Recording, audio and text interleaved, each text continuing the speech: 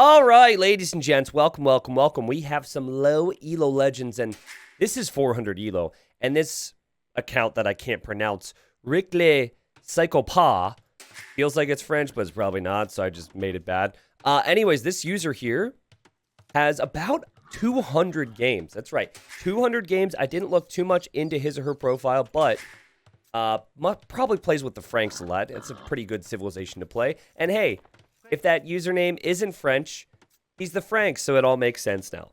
So this player has 200 games, is actually on a -5 losing streak according to his profile. And then in the blue, we have I don't mind losing 11. And I believe I don't mind losing 11 is a new low elo legend. It's actually quite a bit of games, but 50 games compared to 200. And I don't mind losing 11 is playing over here, and that's basically why I joined this game. Now, I'm a little scared because, this is an experienced Age of Empires name that I don't mind losing and then the 11 taunt. I don't know if knowing the 11 taunt is necessarily associated with low elo legends. I'm sure they know taunts, but, I'm a little worried, but I looked at the profile. The account doesn't seem sketch. 13 wins and 35 losses. And here we are, 400 elo. So, Lithuanians are fantastic to play with if you're new to the game. And the reason Lithuanians are fantastic to play with is because you start with an extra 150 food. So it makes it easier to keep creating villagers. In this case, Blue has actually been behind in some of that. But starting with that extra food like you do with Lithuanians and even with Persians just makes the start of the game easier. And I really hope this is a player who maybe was watching some streams or videos and said, you know what, T90, you're right. I'm going to place a lumber camp because look at this guy go. I don't mind losing. Is going to place a lumber camp. I like the wood efficiency. And over here, I think you've got more of the classic Lel, the untrained low elo legends. The player who says, I see those trees. I'm going to take those trees while I do everything else. And you know what? Live your life. That's fine. As long as you don't go too crazy with the trees and go out here chopping this, as long as you make a lumber camp at some point, I'll be happy. So we have Franks and we have Lithuanians, two of the best knight scout plays or civs in the game. Borlore, I missed that. Sorry. Nice job there from Blue. But, to make matters even more crazy, there's a lot of gold in the middle, and it's protected by the snow leopards, but this is Gold Rush. You get 7 tiles of gold at your base. You can see it's very open. 7 tiles of gold per player as Red's chopping more of these trees, just because he doesn't like the look of them. And then you have to use that gold to then control the gold in the middle. If I had to choose here, I would actually prefer Franks simply because of the cheap castles coming into play later on. And Franks are such a good civ to play. And hey, we got not 1 wood line on a lumber camp, but 2. I love Red already. See, Red has been doing things that tells me that he either doesn't watch the low elo legend content or he just doesn't give a damn what I have to say. Excuse my French. This is the stuff when you load up a low elo legend cast, this is what you look for. Players chopping the stragglers, building 1 lumber camp that'll work for 2 wood lines, but it's slightly inefficient. Got a boar coming in. Let's see how efficient this is from Red. Here we go. Okay. Misclick. This guy goes back to wood, though. Red fixes it. Not bad. Not bad at all. For 400 elo, I'm actually really impressed so far. It's quite even. So, Red, throughout that, did forget to create villagers and is still forgetting to create villagers, which is going to be an issue. Blue brought in boar number 2. I missed that, too. We saw 2 boar without loom. And this wood efficiency, this is what I'm always talking about. It will lead to being able to afford a mill, being able to afford farms, being able to afford your buildings. I feel like having Lithuanians is always nice at a lower level, especially on a map like Gold Rush, because you have 2 reasons to go for relics. The first reason is that getting relics gives you a trickle of gold forever. That's awesome. Second reason, though, is you get +1 attack on your knights per relic with Lithuanians. Also, they have pretty good trash units. There you have it. See what I mean? You get the mill now. Then when all this food finishes, you're going to have plenty of wood for barracks, farms, whatever. Meanwhile, Red. Okay, Red hasn't created a vill since Vill 13. Red hasn't created a vill since the first boar was brought in. This is a problem.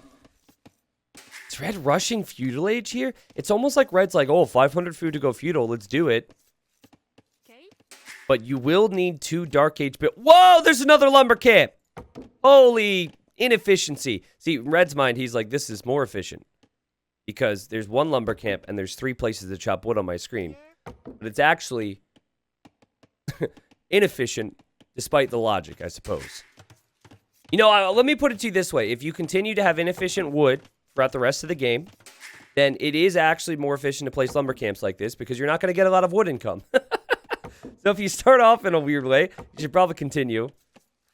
And now Red's like, okay, I can go feudal age. 13 villagers, 7 villagers behind. So again, this is, in my mind, in my view, we have a trained Lel, a player who has practiced a bit or heard my little tirades. And then we've got the untrained Lel. However, the untrained Lel over here actually has 200 games. Not bad. You just compare the wood efficiency right now. In fact, we can look. Granted, Blue's had more on wood, so it's a little deceiving. But you can see Blue is ahead with the wood. Will continue to be. Also brought in more food. But a lot of that also has to do with the fact there's villagers. And whoa! Crazy town over here for Blue. Blue! What is a barracks, my friend? He's like, oh, we don't want to forget this. All right. Something tells me Blue wants to build his farms around his mill instead of his TC. Okay. So these 8 villagers are now going to go to gold. These 3 villagers, let me guess, stone. All right. So this is the little bit of everything build order. I like this build order. And I'm not even being sarcastic. If you don't have a plan and you don't have a build order past like, whoa, hello T90 Farms, past like, I don't know, let's say the 20th Vill, then one of the best things you can do is go feudal, get all the eco upgrades you can think of, specifically wood and food. Let's see if Blue does that. Not doing that, but, you know, it's something that's on the cards for Blue. Fortunately for Red, Franks get the farm upgrades for free. So farm upgrades are free. You've got that. And, you know, Red is just way behind in villagers, which is unfortunate. But on the bright side, does have eco upgrades. So there is always that. I think I don't mind losing 11 has been scout rushed 1 too many times. Just immediately starts making spearmen. Have we seen the enemies done anything? Nope. But guess what, T90? I've died once before, and I don't like that. Ding, ding, ding, ding, ding. Looks like Red did not watch my town center tips video. Could watch that. Town bell. And hurt, but it didn't hurt too much there for Red. It's just, Red's like, T90, it's easier. I don't want to hear your smack talk about the town bell. Okay, here we go. 3 spearmen at home.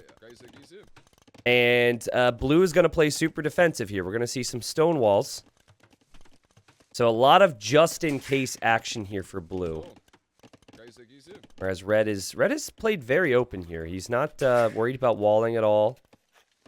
Got his wood upgrade, has the farm upgrade, is now going to queue up wheelbarrow. Not bad. Oh, actually is not. Well, no, excuse me. Wheelbarrow is queued, but Blue forgot. Or Red. Ah, I can't speak. What's wrong? Lowy the Legend casting. Sorry. Red forgot houses. Sheesh, man. This is a struggle. I also find it interesting that Red Scout went full circle and then came home. This tells me that Red has manually controlled this. And I wonder if Red's going to chase down Blue Scout there. Franks do get extra HP on their scouts. I think normally, if it was maybe 700 elo, I'd look at the Vill difference and I'd say, well, you know what? That's not going to be so good for Red. But it's 400 elo. And if you look at the Vill difference right now, the Vill difference is all on stone and gold. Like, there's very little food eco for Blue. And that's actually really good for Red. Definitely want to have a heavier prioritization on wood and on food at this stage, and then trickle in the golden stone later on. Mari, what's up? He says, T90, my job doesn't allow me to watch your streams, but keep up the good work. You have made youth wonderful. You've made my youth wonderful. Oh, interesting. Hey, you could just quit your job, honestly. I mean, what do you need to buy food and pay rent to support your family? That's not important, honestly. That is what a Lowy the Legend would do, my friend. Just quit everything. That's what we call a bad joke, okay? Glad you could make it here, man. Glad you could make it here. All right, see, now Red is going to gold, and he's going to stone. So I feel like the order of things here is a little better. Also, we have wheelbarrow and then 11 villagers in queue. So Red No longer going to work towards some idle TC time. Kind of interesting. Red Scout can see this, and Red might have just noticed this. This is the second time he's sending his scout home. Is he going to report back to his people? Is he role-playing? The first time he went full circle and didn't see much. And now he's sending the scout home, and uh-oh. Okay, so Red has seen the middle, and Red thinks, you know what? A tower in the middle would be really good. And this scout is attacking the animals! I actually think the scout could go down here. So he's killed 2. So the thing is, the Jags won't auto-attack your animals, sorry, your scout. But if you start attacking, they will defend themselves. And wow, actually, the scout works out. What was that, 4? And so that tower will go up. Now, do I think that tower is necessarily the best thing to do? Probably not. But Red doesn't know that, and if Red doesn't know that, Blue probably doesn't know that either. What will happen is Blue might see it and freak out and not know what to do later on. So I think Blue's kind of building up towards a castle. We have a market over here for Blue. There's actually still a hole here. Something that won't be an issue because I don't think Red will attack. What's up, Simon? It says, hey, T90, been watching you on YouTube for a while, never live, as I'm not on Twitch. Enjoying the first time I'm seeing you live. Well, welcome. Nice to have you, man. Mary, hello. You know what? A good time to have this conversation. As we see Barrack's Blacksmith Market. Not bad. Wow, a lot of nice messages in chat. Mary says, this has probably been addressed before, but I'm just coming over from Twitch. Why is T90 not streaming on Twitch anymore? You know what, guys? I'm actually, and I know I've said this a bit, but it's on my list to record a video just discussing it a bit more, because I didn't really do that. I had one little video, and that was it. But anyways, I'll tell you guys. So, if you didn't hear the details or anything like that, basically, Twitch didn't care about me at all. Like, I hadn't been able to contact them for over a year. I did my best to work with them to try and promote the game. I didn't exist as far as Twitch was concerned. And Facebook Gaming not only made an offer, which will allow me to do this for a lot longer, because I don't know how long you guys are all going to want to watch, and allow me to support my future and support my family, but they fought for me. Right? Like, they compromised for me so I could do the things I wanted to do different things, send it all over to YouTube, be able to bring on, like, editors, things like that. So, they fought for me. New challenge. There's other reasons, too, but that's basically, Facebook Gaming cares. They made a great offer for me, and then also Twitch is kind of the opposite here. And that's the spiel, but glad to have you here. You know, there's more specifics on that I could maybe give at a later time, but that is where we're at. So I don't mind losing is kind of winning, right? Kind of. I mean, if you look at the eco, but look at this defense from Red. Red's like, I'm all about the middle. We've got double tower in the middle. And here I thought Red was going to save up and go Castle Age and drop a castle. And now, Red is going for Man-at-Arms with armor. Okay. There's a lot of just-in-case stuff that happens at low elo, right? Blue, you know, I'm going to make Spearmen just in case something bad happens. Where'd the Spearmen even go? Oh, they're here. Okay. I'm going to make some stone walls just in case.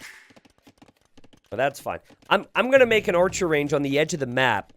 I don't think this is just in case, to be fair. I think this is so I know where it is when I go to look for it later. Am I right on that, chat? I feel like I'm right on that. Because I know you guys, a lot of people don't have a go-to hotkey. And so when the game gets crazy, you forget where stuff is, and you're like, what? Where is it? What's it look like? I get it. And I honestly didn't get it until I tried to play like a couple other games, and I didn't know what buildings were because I didn't, you know, play 20,000 hours of the game. And then I started to build my stuff in one spot too. It's true, they need a quiet spot to train. I always wish that the archers would actually train there, but probably played one too many Stronghold games.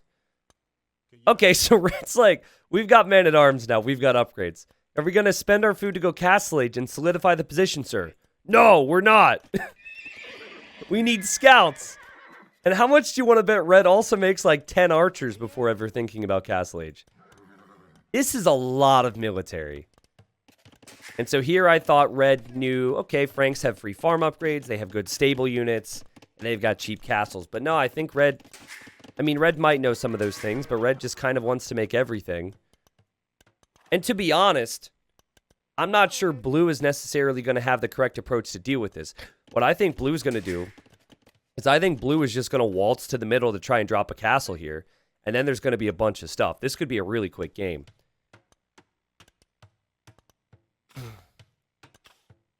How to master hotkeys. Just practice, man. Hotkeys is all about practice and repetition. Take it from me. I don't feel like I'm a gifted RTS guy. I feel like some of you guys hate it when I say this stuff. You're like, stop saying that, because you are. But no, it's just a lot of practice. The other thing is, too, that even when you get past that first bit of practice with hotkeys, we all have tendencies to be super lazy. Because when you get a hotkey down, you've got it down. It's like riding a bike. You won't forget it, usually. But I guarantee you, the majority of people that are watching that have hotkeys don't use hotkeys for everything. You're definitely clicking some stuff. You're going to click monks. You're going to click your mangonels, your scorpions. Maybe you've got a knight hotkey, but you don't know what the camel one is.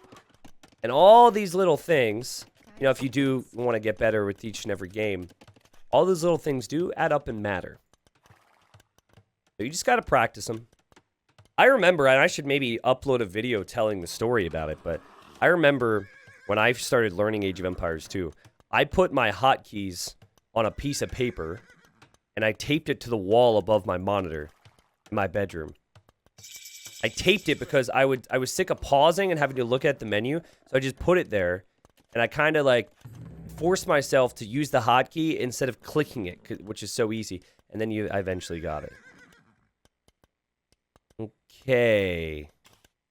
So I love Red's approach. Red made a lot of military and a diverse army. And Red is probably reacting now because Red noticed that Blue hit the Castle Age. Here we have more barracks for Blue. It's interesting staggered formation. And Blue might be able to see... Holy houses from Blue. Blue might be able to see that Red is here. Which should tell Blue, if Blue notices that, I should maybe make some pikemen. See if Blue notices. Blue also could grab those relics now. Has scouted the whole map with auto scout. Maybe drop a monastery. Go get some relics. DE's grid system makes it pretty intuitive to learn the hotkeys as well. Yeah, and you can customize them too if you need to, right? Like for me, I can't do grid. For me, the grid is not intuitive, but that's because I didn't learn that way. So if you're new to hotkeys, I think that system's probably fine. Blue's spearmen are soon going to be pikemen, but they held the gate open there, which is kind of funny. And Red just took a peek. Even a change of formation for Red. He really wants to make sure Blue's not out here. Now, Red is wide open at home. And my suggestion for Blue would be, if you notice this, just send a counterattack and hit his eco. Distract him so he's not focused on the middle. But I think that they're going to be fully fixated on the middle. We are also seeing why maybe you shouldn't send 5 villagers to stone and 5 villagers to gold when you have 25 vills, which is what Blue did. Granted, those resources look tasty. And Blue still has more villagers, so it's not too bad. But instead of 1,700 stone, it could be a lot more food or something, right? Could have just had 1 or 2 on stone, but it's fine. The stone's gone.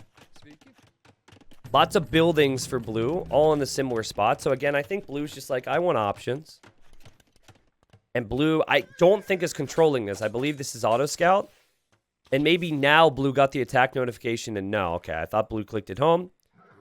This is auto scout being chased down, and this will be our first...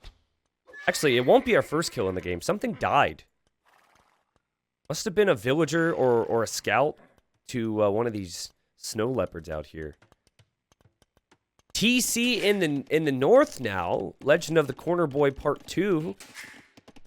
Red wants to maybe section off the eco, add some farms here. Or just chop wood there, keep everything safe. Not bad. And now we have a defensive castle from I Don't Mind Losing, who apparently doesn't mind not having control of the middle on Gold Rush.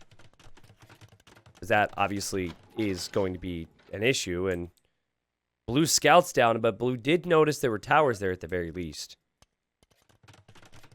So honestly, right now, Latus would be absolutely nuts. Lates would be nuts. But honestly, pikeman's good too. Man-at-arms do kind of counter that. Towers kind of counter that, but only 6 of them. It's only watchtower. What I'd want to do if I was Franks is drop a castle in the middle. And then you can start to think of axemen. And that's what makes Franks really strong. Yeah, there's the castle. The fact that Franks have amazing cavalry, which forces people into pikes, which then can be countered by the axemen, is just perfect for Franks. Okay, this will be relic number 1. I'd be very surprised if blue doesn't click fervor. Maybe we already saw it. Actually, I think the way the monk's moving, maybe fervor's already in. Makes the monks a little faster. Okay, question for people that use the Age of Empires 2 grid hotkeys. You guys are mentioning the default DE hotkeys. When you go to build an eco unit, or sorry, when you go to build an economic building, do you press the same build hotkey as when you go to build a military building? Or do you press a separate build button at the start? Blue is just massing the monks, but not really sending them out yet. Again, I think blue really likes to know where things are. And red really likes to make a little bit of everything. As of now, red is making a lot more military. It's a different button. Oh, God, that's so bad. You're kidding me. Oh, God, that grid system's horrible then. Oh, no way, dude. No way. I press B for building literally everything. B for everything, man. Whew, I would hate that so much. Petards! What the... Dude, why do you need petard? Wait, okay, to be fair, he might go through the wall with the petards. Yeah, that's not for me then. That's not for me. I wouldn't be able to handle that. I set up my hotkeys so it's one touch to go to every building. So if I go to archery range, for example, I press Q. If I go to... Shoot, I have this... No, sorry. If I go to barracks, it's Q. If I go to archery range, it's W. If I go to stable, it's E. I literally just tap it for a go-to building. And my build is always B for literally everything. Yeah. I could maybe share my hotkeys at some point if you guys were curious. Like if people are learning hotkeys. But I don't necessarily want to do that because I'm not going to claim that my hotkeys are better. They're just better for me. Right. So now we have one player imping. So the difference here is red has double castle in the middle. So red's got control of the middle. And at this point, I'm just wondering what red hasn't made. We've got petards, we've got longswords, we've got crossbow, we've got scout. We do have a knight somewhere. I don't see it. We have, did I say petard? We do have petard. We don't have pikemen, we don't have axemen, we don't have monks, we don't have siege. But this is a lot of variety here. Now, I think something that blue really needs to do a better job of, and maybe blue disagrees, maybe blue is a moral hang-up with this, but just sacrifice one unit to die in the middle just to see what's out there. You saw the towers. Just send one pike and just get valuable intel on what's out there. Because what'll probably happen is blue's going to go out and blue is going to like run his whole army into 2 castles instead. So we'll see. The advantage to the grid is we have to memorize half the hotkeys and only use a small part of the keyboard. Your advantage is fewer key presses. Your way, theoretically superior, but so much more work for us lels. Okay, makes sense.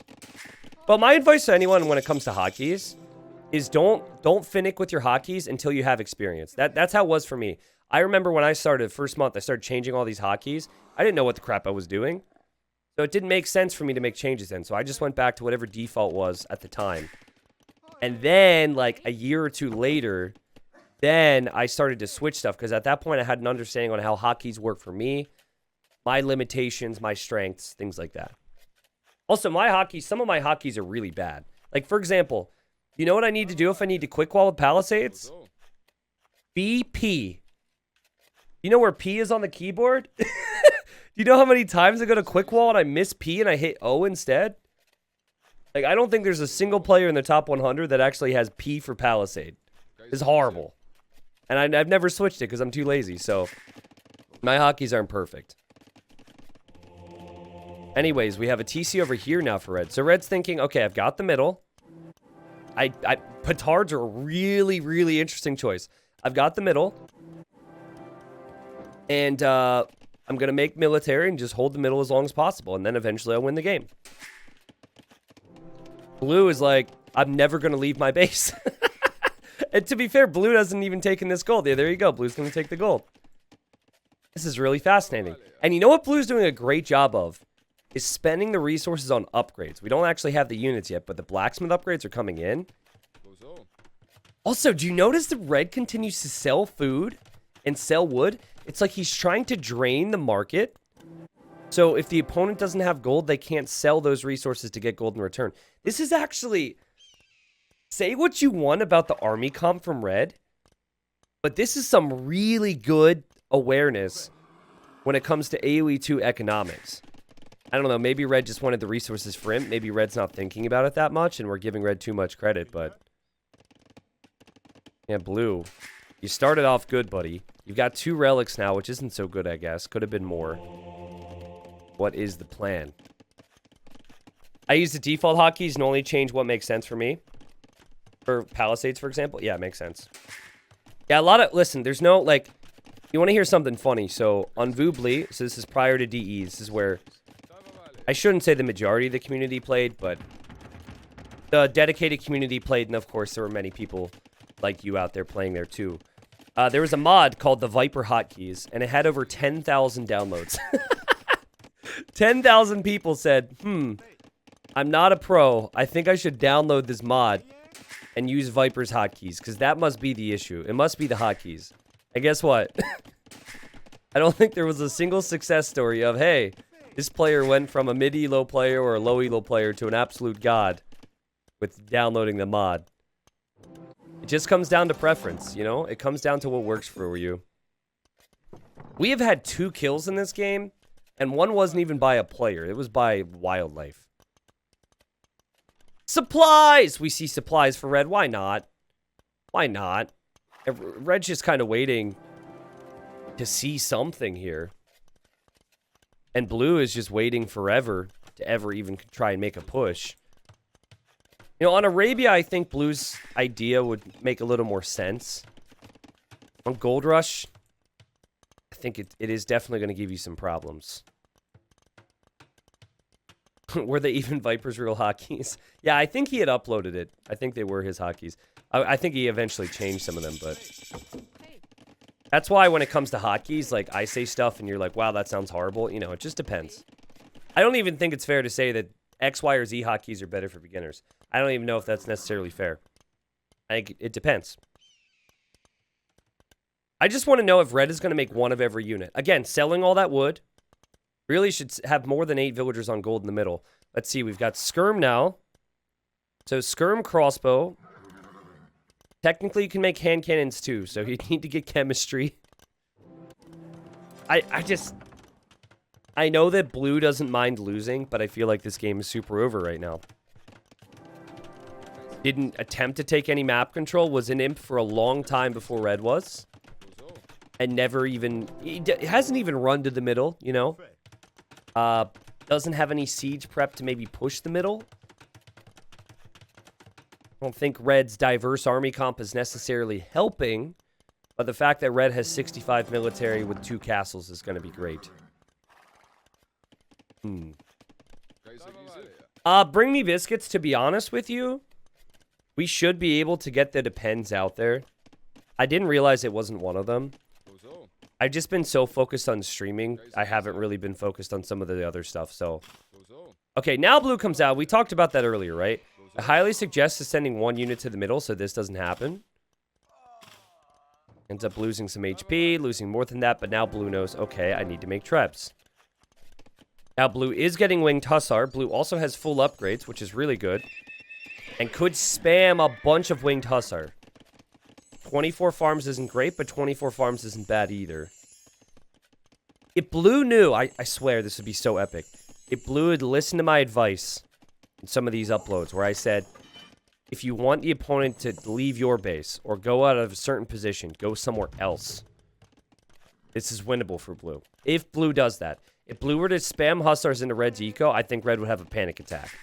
And then, of course, all this military that's camping here would have to chase.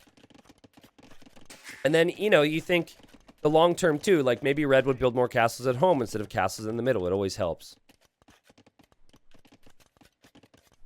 Okay, who's gonna spend their resources on what at this point? 5 stables though for blue. 6, excuse me. Maybe saving resources for the unique tech? Oh no, I'm thinking of the unique tech for poles, my bad. The only 2 civs to get winged hussar. Poles have 1 that gives the hussars trample damage, but not Lithuanians. Yo, Raph, thank you for the sub. Also, Steven, sorry, that was a bit ago now when we started this game. And I don't mind losing 11. Kind of looks like he's going to lose. Oh, but he's making 25 hussars. Let's go. I feel like if, you know, crappy copyright law wasn't a thing, I'd play some Sabaton right now. But if I play 5 seconds of Sabaton, bad things could happen. It's such a dumb thing, by the way. So, do you guys know how it works on YouTube? Basically, let's say I have an hour-and-a-half long video, and I play 5 seconds of something that's copyrighted.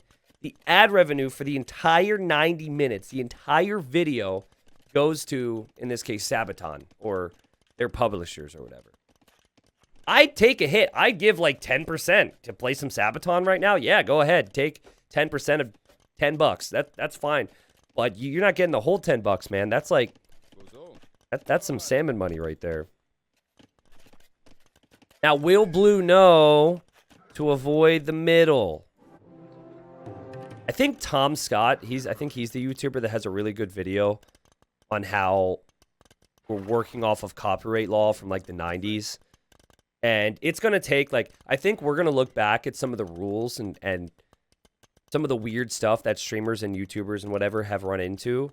We're going to look back at that 10 years from now and just be like, how was that ever accepted as normal, you know?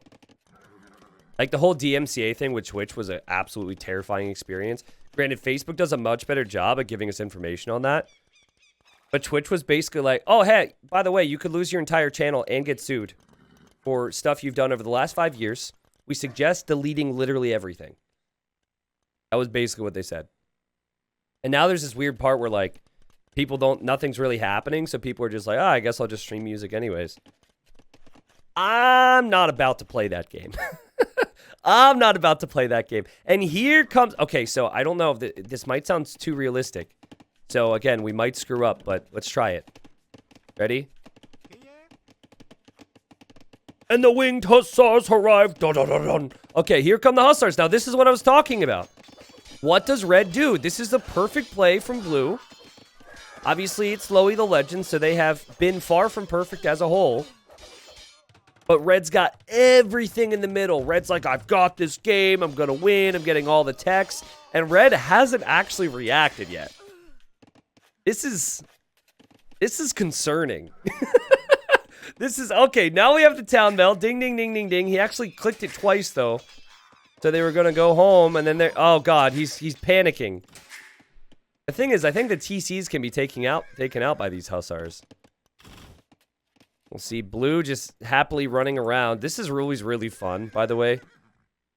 It's so satisfying to just hussar raid and watch them react. And I'm just wondering what red does. Like, red should probably send some military home. See, look. See what I mean, guys? So now red groups up the max that you can group up, which is 60 units, and clicks them home. And now what this does for blue... Yes! He's making trebs! This is perfect! Yes! I talk about this all the time. I'd like to take credit for blue's play. I could be very wrong. Blue might not know who I am, and I might be coming off as a conceited jerk. But I feel like some of the tidbits I've said, you know?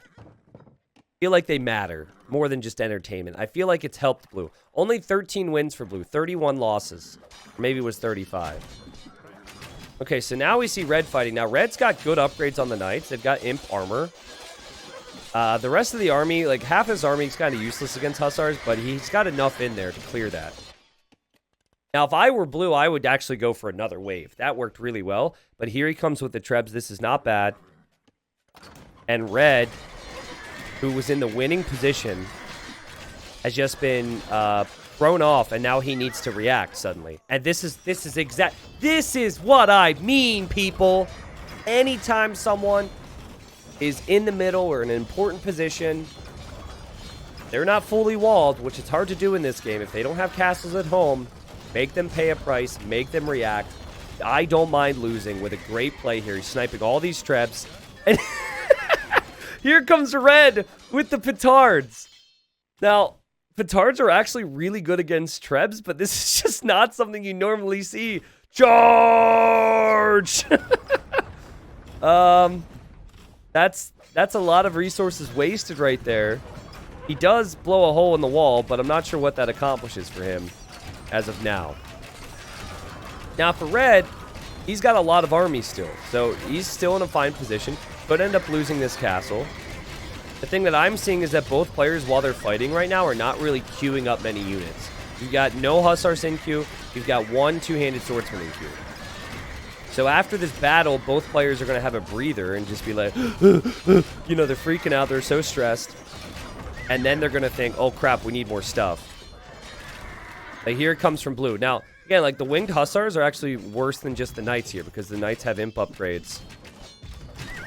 But I guess, you know, the Hussar engagement there was actually quite good against skirms and crossbows. Considering they only have the feudal age upgrade there, the skirms and crossbows might as well just be... They're tickling at this point. They do no damage. Good unit control, though, from Red. He brings in some swordsmen, which will help a bit. He pulls back between the towers. Again, if he had Bodkin and the other blacksmith upgrades, it would help his ranged buildings here. And man, those Hussars did work. But still, you know, blue can... Or red can... Oh, God! Oh, we forgot to unring the bell! Now, class, we said a 20-minute break, not an 8-hour break. Come back to work here, please. All right, he clicks champion. That's cool. He did have to look at this part of his screen when he clicked champion. He clicks champion, and then he queues up two-handed swordsman. He must have forgotten he has a second barracks. Life is hard. Hey, but the petards did work, and it's time to counterattack. Let's go. And now we've got cav archers from blue. Such a good unit, actually, in this position. However, he can only afford like 15 of them. He really can't afford many. Cav archer Hussar is really solid with Lithuanians. And I guess if you're going to make a gold unit when you have limited gold, cav archers where you can hit and run with a food meat shield is probably better than going for, let's say, paladin with skirms. I feel like it's easier to keep the cav archers alive. Okay, well, red is just frightened of the world. I don't think red has a clue right now. I think it's safe to say that he forgot about these villagers. He's got, let's see, how much idle time in this game? Wow, that is a lot of idle time. We are past an hour, but 3 hours and 20 minutes of idle time for blue. And red is continuing to climb with idle time because of the villagers inside of all the TCs and castles.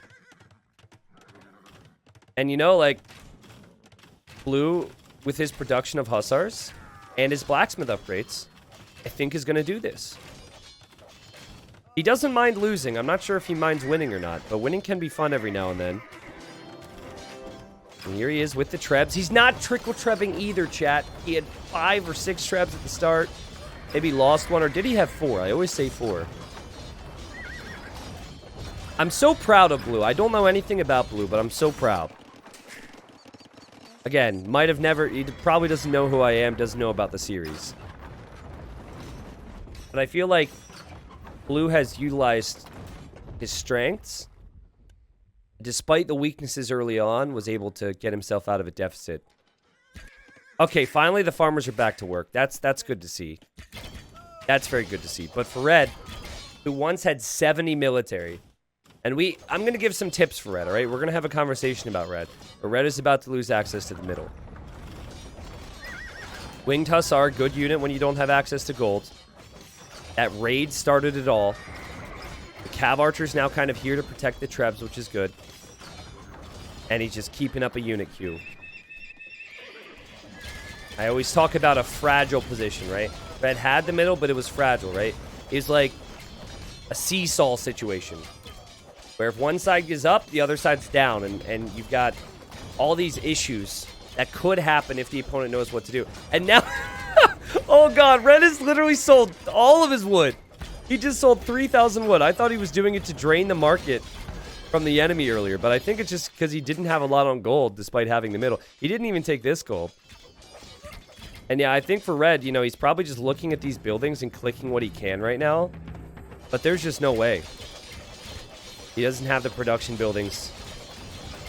And Blue can just come to the middle, and I dropped some TCs in the middle. Oh, Blue, don't be a jerk now. Oh, he does 11, which is the laughing taunt. And I'm pretty sure 12 is nice town, I'll take it. It's not too bad. The taunts were meant... The taunts are in the game for something. He could have taken it further. I still would not really love to hear this if I was Red. Let's leave it at that, Blue. Just having a good time. Mind you, Blue has won 13 games out of 50 games played. It hasn't experienced this winning feeling too frequently. What do you guys think about that, by the way? But what do you think about that? I think we're going to have differing opinions in chat. I think that it is slightly BM. BM means bad manners. I do think it's slightly BM. But I also feel like in 2022, there are far worse things that can be said to someone when losing or winning a video game. So within the premise Age of Empires, I like the fact it was at least taunts. I think it's in good fun if it's taunts. It also depends on the receiver, right? Like some people, they'll taunt right back. And with a 9, with a boo. Other people will like not having a good day. That's actually not cool. So it's a 90s game. We 90s kids had backbones. Yeah, I agree with that. I agree with that. That is like nothing. But still, I mean, I wouldn't... Like, it's one of those things, if everyone did it, it might be a pain. Oh my god! Blue is trying to make a mining camp for the one spot where Red happens to have a monk holding a relic. What the crap is this, man? What the crap is this? This is a first. This is a low Elo Legend first. Why do you like Age of Empires? It's so old. The graphics suck. Because anything can happen. I've been doing this for so long. I've never seen that. Monk goes down. He chucks the relic, and these guys are like, ew. Oh, no, what are you... It looks like they were collectively going to pick up the relic. Or like they were worshiping it or something. Okay, here we go. Well, there's our YouTube thumbnail right there. They're just going to go make a new mining camp because this one doesn't look good or something. Now, what else 90s kids like to do was they like to play on until the final villager. And Red is not interested in calling the GG. Red is not interested in tapping out here. Red has gone for one last fight, and it's a horrible fight. I'm going to talk more about what was wrong with Red's approach when this game concludes. We have seen comebacks before. I don't think there will be a comeback. There's something that Red did, which feels logical to many players, that I think players should probably get away from. And that was make a little bit of everything. But again, you're making a little bit of everything probably due to lack of experience and lack of knowledge, so it's understandable. I think like Blue definitely seems like a player who's got the same skill as Red, but more game knowledge. Would you guys agree? Oh, this is so wholesome. Look at this. They're about to be buddies for life. Red says, "Well played. Where are you from?" ? And I don't mind losing says Netherlands. You? Please say France. Please say France. I made a French joke at the start. Please say France. Please say France. Please say France. Come on. Please say France. This is what gaming's all about, by the way. Apparently, Red doesn't know where he's from. Or maybe he wanted to be nice, but... Aha! He is in France! He says France. Paris, bye. Aww. France, Paris, bye. GG. That's cute. See ya. He's like, Blue's like, oh, that's cool. Get out of my game now. Blue's like, I want to play more. He says, it was fun. But yeah, you can leave now. GG and see ya. And Red says, yes. Oh my god, this is amazing. He's so happy. They're so cheerful. One player doesn't mind losing. The other player's happy despite being defeated. This is what gaming and Age of Empires 2 is all about, baby. Let's go. Let's go. I like that. I like to think that they added each other as Steam friends, and they're going off to play a 2v2 together right now, you know? And red will make, like, one of every single unit, and blue won't make anything for, like, an hour, and they'll just complement each other super well, right? It'd be perfect. You love to see that. Okay, let's look at the stats here. This should be interesting. So red had way more wood and way more gold in this game, but I guess, I don't know, maybe like 1,500 isn't way more. You got to consider that those 2 relics brought in a lot of gold there for blue. That's not bad. Yeah, I agree. In every other game, you would rant each other. Only in AoE2 would you see such nice conversations. Love it, man. Love it. Also, a big reason why I love low elo legends. You don't have that high stress environment. You don't have to worry about executing perfectly all the time. You can relax, you can have a good game of it, and you can respect the opponent. That's what it's supposed to be about. Okay, so Blue's KD, right? Insane. How many Winged Hussars did he make? Actually, no. Before we look at the pop-up again, what unit do you think Red made the most of? Make Chivalry, not Rivalry. Oh, that's cute. Seriously, so this will tell us what Blue made the most of and what Red made the most of. You might have seen it already. I didn't look. I'm going to guess, I think Swordsman line. I think Swordsman line. I think like the champs. But the fact that we have some people saying crossbow, some people saying pikes, some people saying knight is kind of a problem for Red, right? Well, obviously villagers. Aha, 35 champions. Okay, now, Red had a really good time, so I don't want to ruin Red's fun at all. However, Blue has executed some of these tips that I've been talking about throughout the years in Low Elo Legends. So I want to talk about what Red could have done a little bit differently, okay? First and foremost, if you've got the middle, you saw the weakness. The weakness is your base. So what you can do is you can build a decent amount of castles in the middle. 2 or 3 is fine. And then you can wall the sides. Now, I think walling the sides is a little too ambitious because we all know Low Elo Legends are probably going to leave some holes. So I would say castle here. Castle here, maybe castle here. Just castle your eco. The other thing is force fights. Take some initiative. If you take some initiative, then guess what? They have to react to you. So that's another tip. The final tip I would give Red, who made one of every unit, is streamline things a little bit more. Streamline things just a teensy bit more. And by that, I mean commit to 1 or 2 units, and then if you want to make a little bit of everything, make a little bit of everything. But the problem is, like, people think if I make 5 different types of units, I can never lose a fight. Here's the problem. Let's say you have 50 units, and it's a mix of 5 different things. With the way the game works, yes, you are going to have some army in there that does well or counters your opponent's army. However, only half of that army, or a certain percentage of that army, is going to be good at that, right? So, like, he had Skirm, Crossbow, Knight, for example. But he didn't have the Skirm crossbow upgrades, and Skirm's really bad against horses. So, yeah, he had more army, but he had less effective army because he didn't really commit to anything. So I say commit to 1 unit. Pick a unit. Whatever your unit's going to be. Make it Knights. Make it Arbalest. Normally, it's a good gold unit, and then you can sprinkle in the other stuff.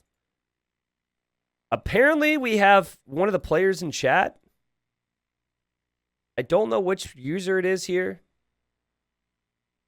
Apparently, this person's name is Eric. Eric, I'm sorry I missed. Oh, he says, yep, what's my game? Yo, Eric's a sub here. What's up, Eric? Eric, were you I Don't Mind Losing? Or were you Rick Le Psychopath? Again, if I had to guess, I'd say Eric is probably blue. Because Eric clearly hangs around the channel a little bit. He used some tips. See, look, I can take credit. I can take credit. Oh, it was? Okay, you were blue? Awesome, man. Well, great game. Love the positivity. That was pretty cool.